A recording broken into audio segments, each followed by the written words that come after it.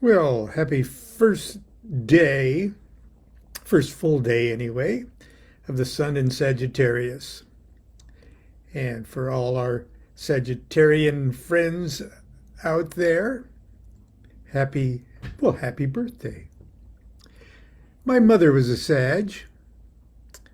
She was born just a day after Thanksgiving, back in 1913. Anyway, this is the Crowley Lovers card, or the Crowley-Harris Lovers card, and we talked about it yesterday.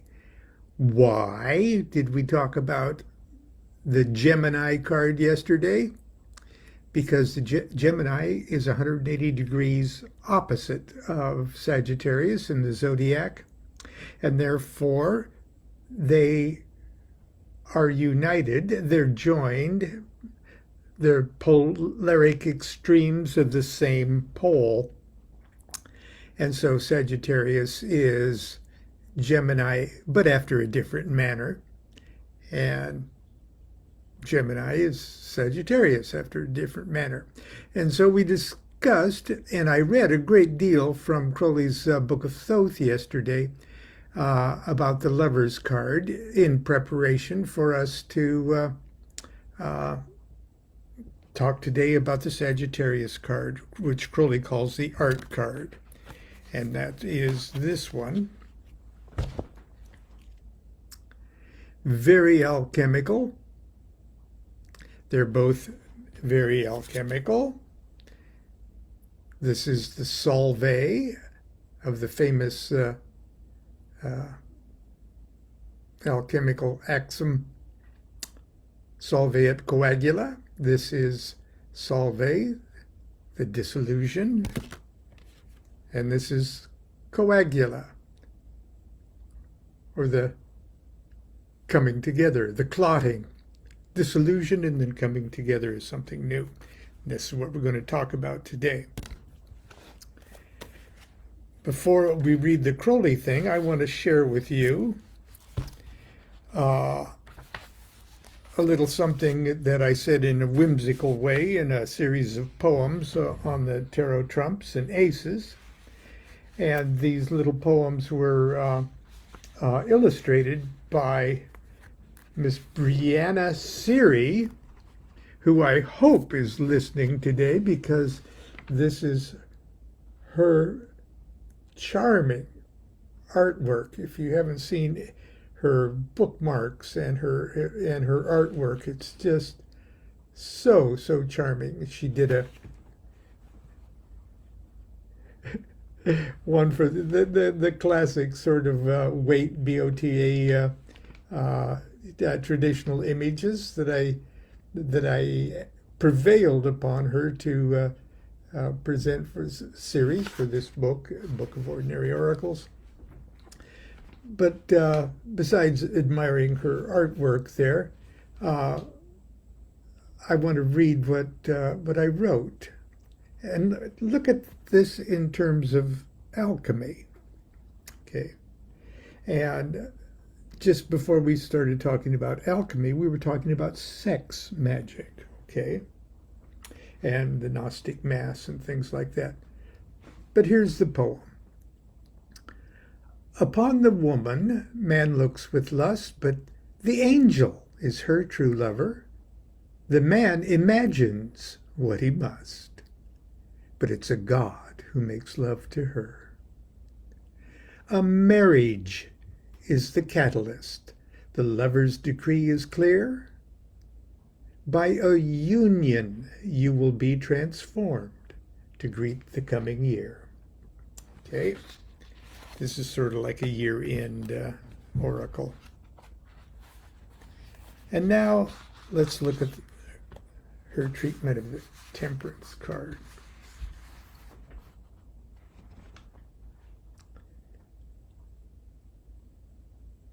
Okay, see, she's pouring water there in the lower left on the lion, or the fire symbol, and she's dropping fire there in her left hand, our right, on the eagle, the symbol of fixed water.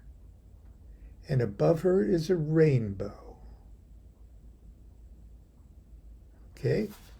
And my little poem for that was, the angel Temperance evokes a mist of steam from magic born, of water and fire most subtly mixed with light, the rainbow forms.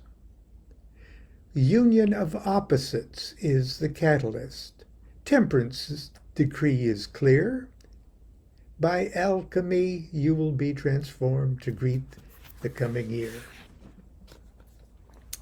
Okay, so there's that little detour. I want to show you, share what Constance and I did for the Tarot of Ceremonial Magic, just briefly with those two cards. The Lovers, in my mind at least, is the modern versions of the Lovers cards are just retelling of the dynamics of Isis and Nephthys supporting Osiris. Even the classic Lovers cards, it has Cupid above there with the arrow that we talked about yesterday, is exactly the same position as the winged scarab above this classic Egyptian motif. There's the Gemini.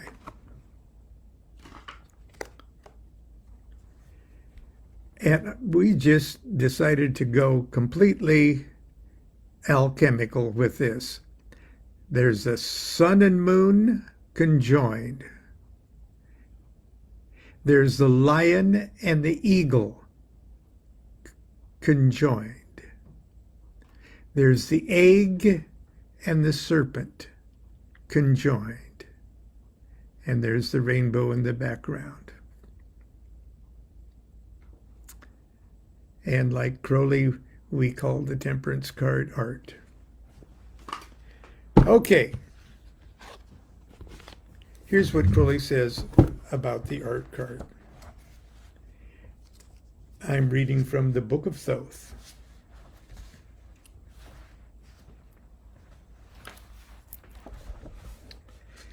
This card is the complement and the fulfillment of Atu 6 Gemini. It pertains to Sagittarius, the opposite to Gemini in the zodiac, and therefore, after another manner, one with it.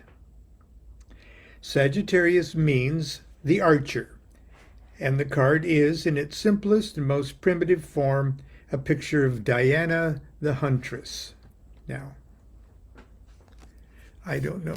I'm going to digress here for a second.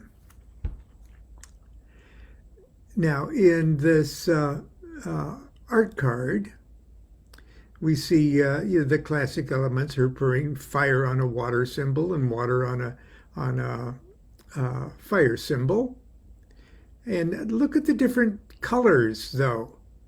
The white eagle has turned red like the lion was, and the lion has turned white like the eagle used to be. That pouring those opposite elements on these cherubic emblems here seems to transform them into their opposite natures. Okay, but what I want you to look at, right?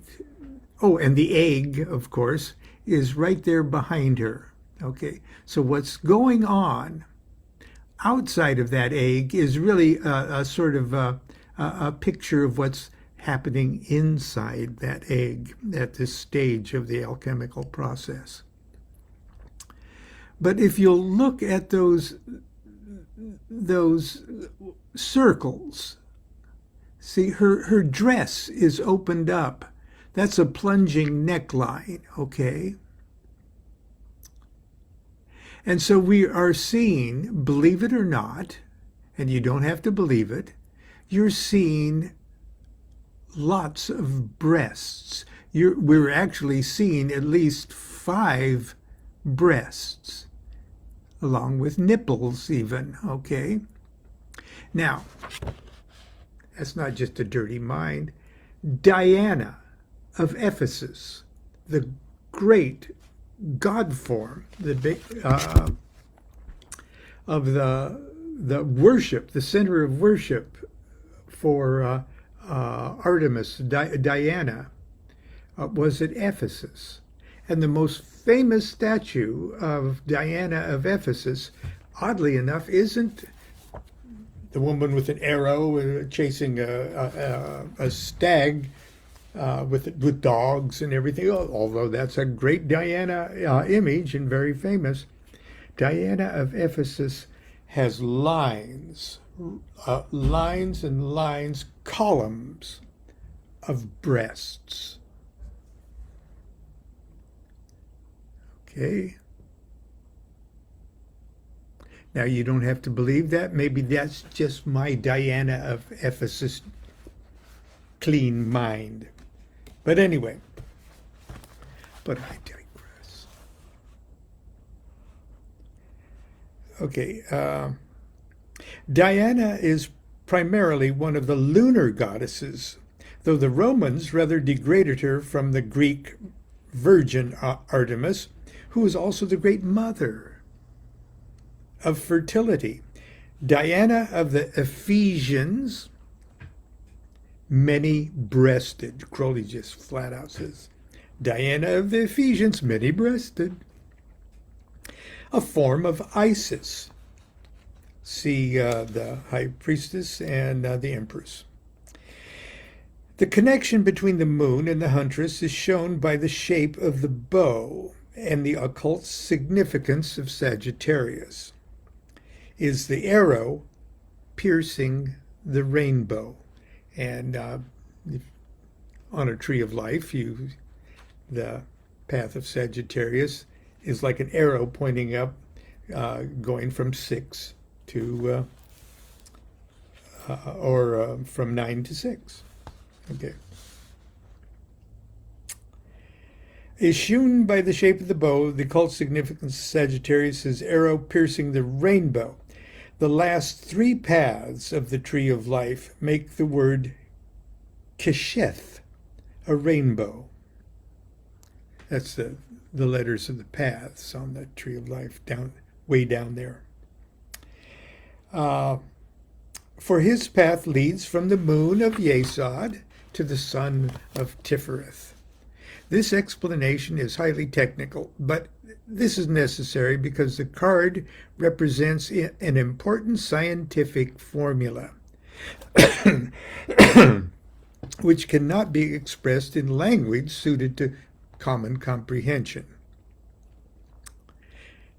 Now, Crowley every once in a while sticks something in there like that, that if you take him at his word, is very comforting to those that read Crowley and go, what the fuck is he talking about? He comes off and comforts us. You'll have to kind of figure out later what I'm really talking about here, because you have to grow into this knowledge. Okay, this card represents the consummation of the royal marriage, which took place in Atu 6. The black and white personages are now united in a single androgyne figure. So it's like the black king and the white queen running toward each other in a romantic commercial, and they're running toward each other at the beach, and when they run so fast they smash together and go boom, and they form this single androgyne figure. See, the black guy or the black face now has the blonde hair, and the blonde queen now has the black hair. Black arm, white arm. Ooh, turning the red lion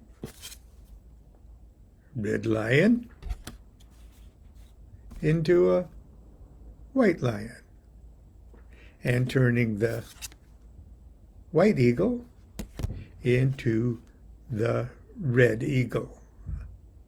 I know this might be repetitive and redundant to many people, but to many people, a light bulb could go off. Okay, even the bees and serpents on their robes have an alliance.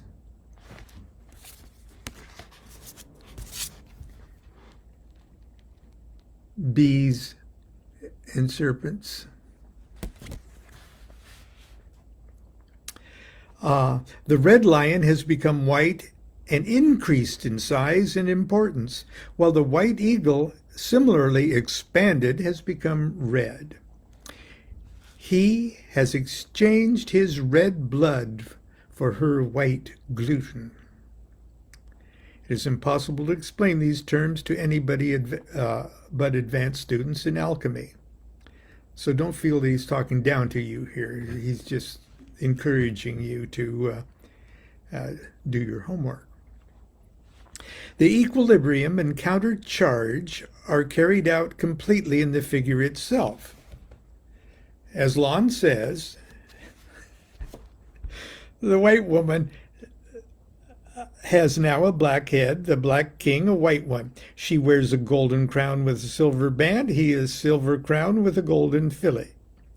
But the white head on the right is extended in action, while the right arm on the left, which holds the cup of white gluten, while the black head on the left has the black arm on the right holding the lance, which has become a torch and pours forth its burning blood.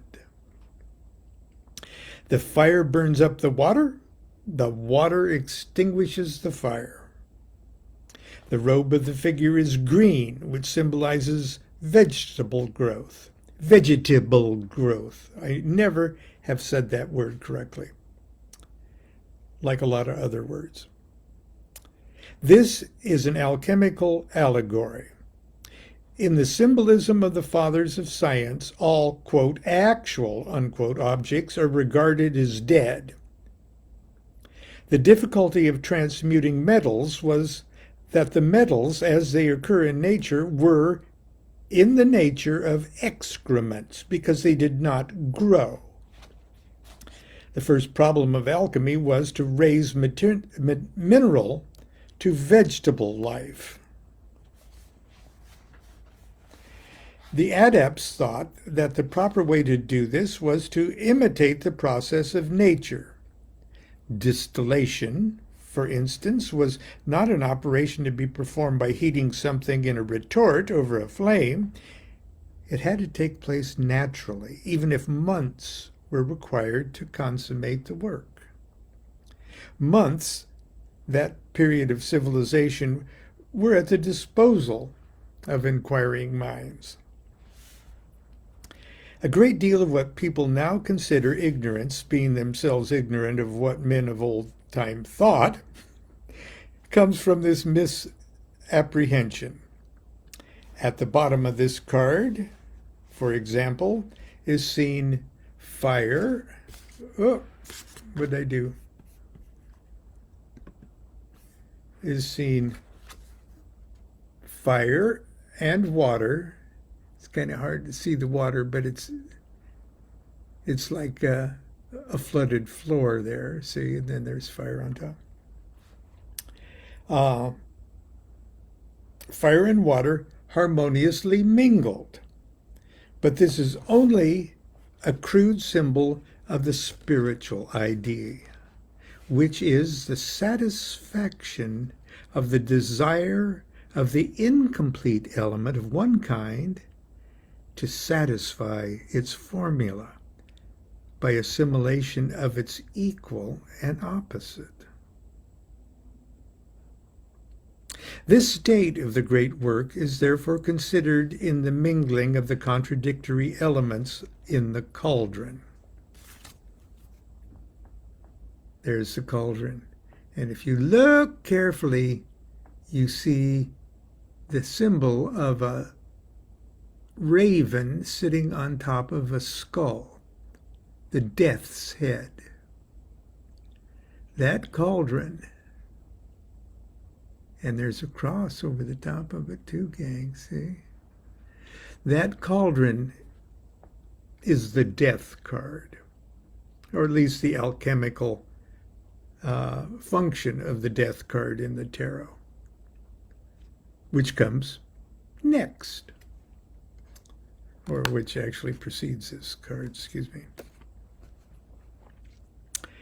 Okay.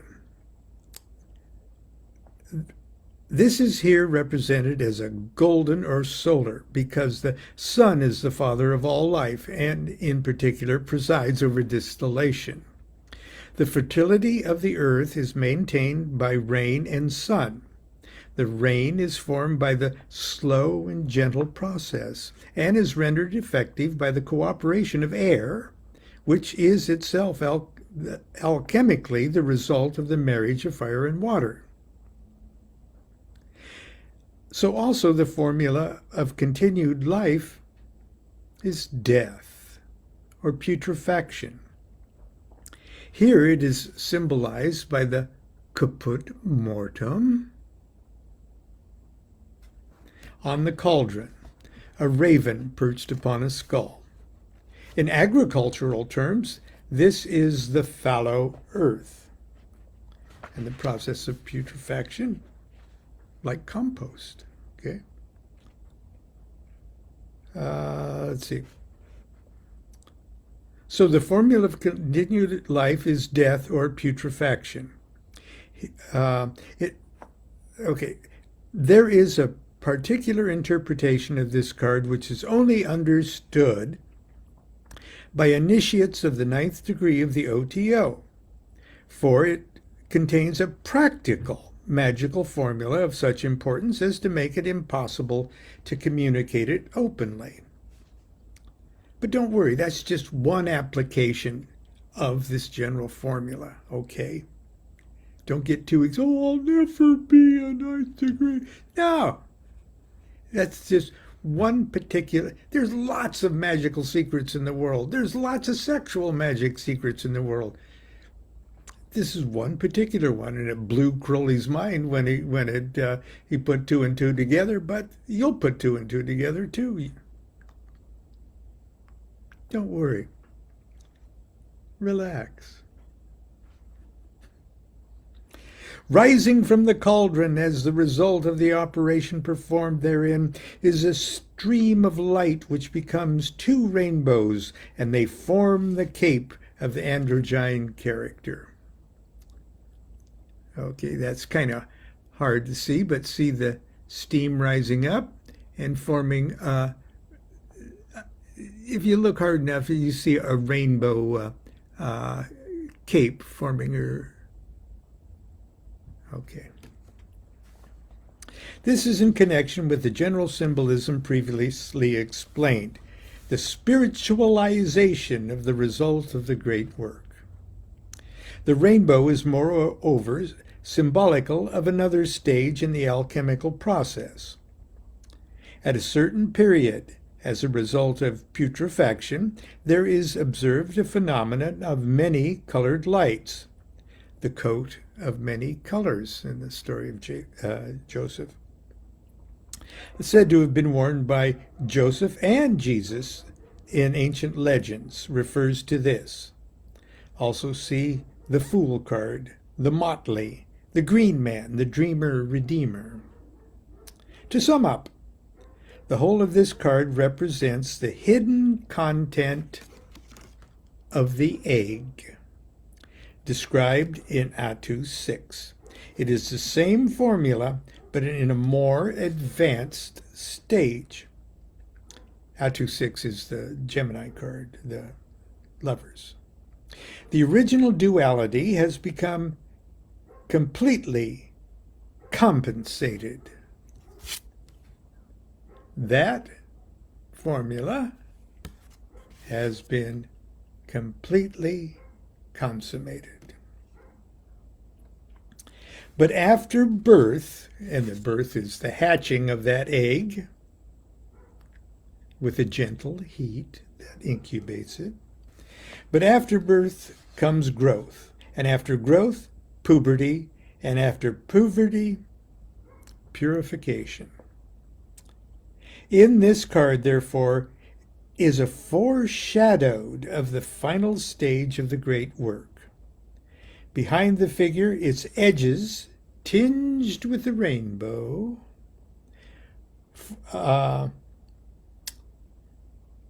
which is now arisen from the twin rainbows forming the cape of the angel, I think, of the figure, is a glory bearing the inscription Visita Interiora Terra Rectificando Inveneus Occultum Lapidum. Visit, do you see it written there? There. Visita, okay, Interiorium, okay. Visit the interior parts of the earth. By rectification, thou shalt find the hidden stone. The initials make up the word vitriol, V-I-T-R-I-O-L, the universal solvent, to be discussed later. Now, that solvent that can eat through anything might be necessary to completely hatch that egg. Just say it. Its value is 726, which is 6 times 11 squared equals 33. 33 times 22. That'll keep you busy all night. This hidden stone is also called the universal medicine. It is sometimes described as a stone, sometimes as a powder, sometimes as a tincture. It divides against two forms, the gold and the silver, the red and the white. But its essence is always the same, and its nature is not to be understood except by experience. It is because the alchemists were dealing with substances on the borderland of matter that they are so difficult to understand. The subject matter of chemistry and physics in modern times is what they would have called the study of dead things. For the real difference between living things and dead is, in the first instance, their behavior. The initials of the alchemical motto given above form the word vitriol. It has nothing to do with the sulfates of either hydrogen or iron or copper, as might be supposed by the modern usage. It represents a balanced combination of the three alchemical principles: sulfur, mercury, and salt. So, a balanced combination of the three alchemical principles, sulfur, mercury, and salt. These names have no connection with the substances named by the vulgar or in chemistry. They've already been described in Atu 1, which is the magus, mercury. Atu 3, the empress, salt. And Atu 4, the emperor, sulfur. So you put the magician card, the empress card, and the emperor card together. You combine them, okay, in a balanced way, and you get vitriol. Okay. The council to visit the interior parts of the earth is a recapitulation on a higher plane of the first formula of the work, which has been a so constant theme of these essays. The important word in the injunction is the central word rectificando. It implies the right leading of a new living substance in the path of the true will. Rectificando implies the right leading of a new substance in the path of the true will. The stone of the philosophers, the universal medicine, is to be a talisman used in any event, a complete, elastic, and completely rigid vehicle of the true will of the alchemist. It is to fertilize and bring to manifested life the Orphic egg.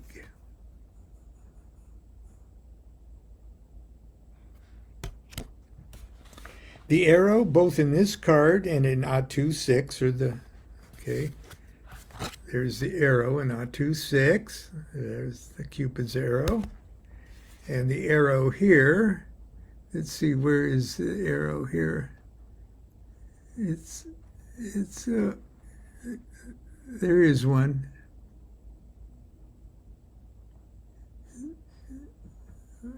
Actually, I'm not seeing it in this reproduction of the card. But anyway, it's the, wait, is that it? No, it's the arrow going from 9 to 6. The arrow is in fact the simplest and purest glyph of Mercury, being the symbol of directed will. It is right to emphasize this fact by a quotation from the fourth aether, lit, L-I-T, in the vision and the voice. And it says, see appendix.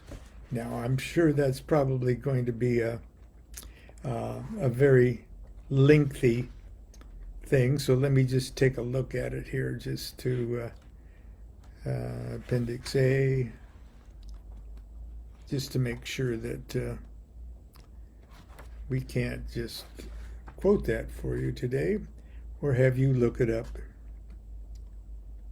Let's see here. If you don't have a book of Thoth, okay, mine is just falling apart. It's old, but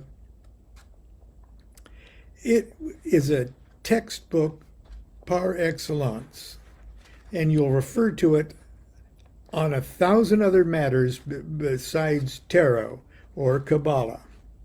It just has all sorts of stuff going for it.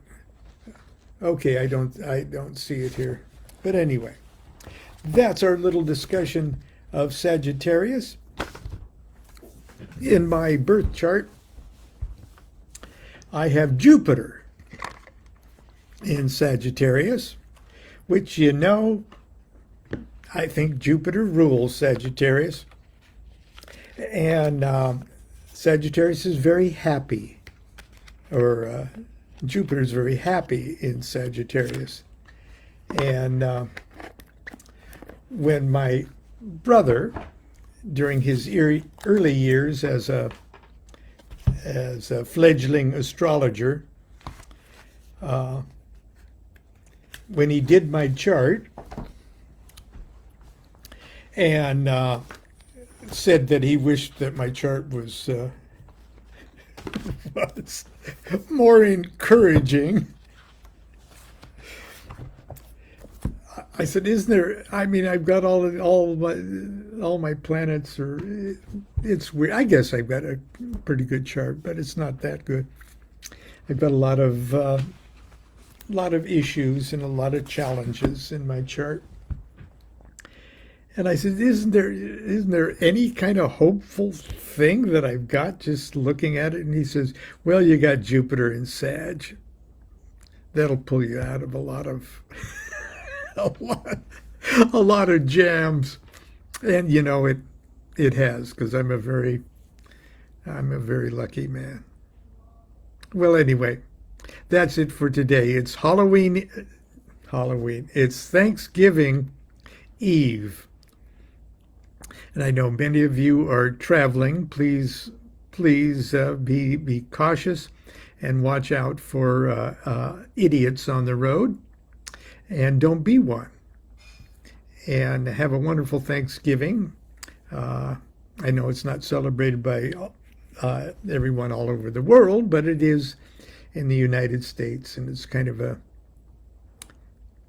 important thing.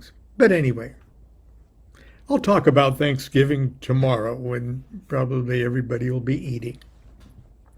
Until tomorrow, continue to be good to yourself, be good to each other. Do what thou wilt shall be the whole of the law. Love is the law, love under will.